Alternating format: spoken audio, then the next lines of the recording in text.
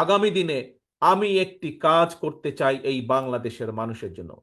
বিশেষ করে গ্রাম থেকে শুরু করব এই কাজটি। ধীরে ধীরে হয়তো শহর পর্যায়ে যাব আমরা। কিন্তু যেহেতু বাংলাদেশের অধিকাংশ মানুষ বসবাস করেন বাংলাদেশের গ্রামগুলোতে, জেলা পর্যায়ে, উপজেলা বা থানা পর্যায়ে, গ্রাম পর্যায়ে, সেই জন্য তাদের কাছে এই পরিকল্পনা বা কাজটি আমি নিয়ে যেতে চাই। কি সেই আমার পরিকল্পনা? আমার পরিকল্পনাটি হচ্ছে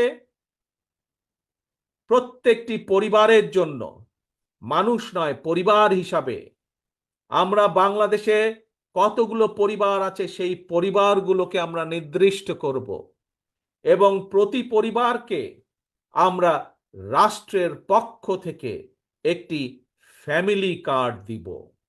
কি কার্ড? ফ্যামিলি কার্ড দিব। এখন জিজ্ঞেস করতে পারেন এই ফ্যামিলি কার্ডটি কি?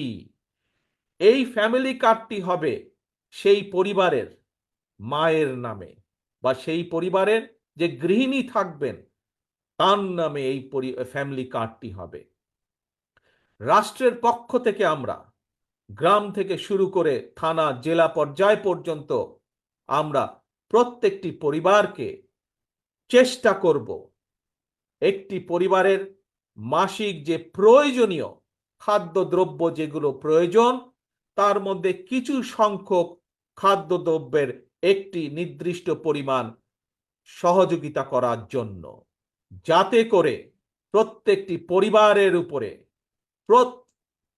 যাতে করে প্রত্যেকটি পরিবার মাস শেষে রাষ্ট্রের এই সহযোগিতা পেলে কিছুটা হলেও তাদের স্বস্তি বোধ হয়, কিছুটা হলেও তারা নিজেদের যে সেভিংস, নিজেদের যে সঞ্চয় সেটির পরিমাণ বৃদ্ধি করতে সক্ষম হয়।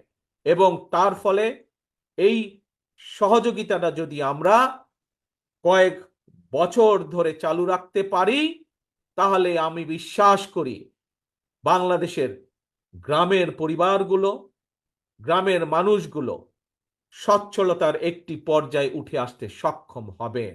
অর্থাৎ রাষ্ট্র সরাসরিভাবে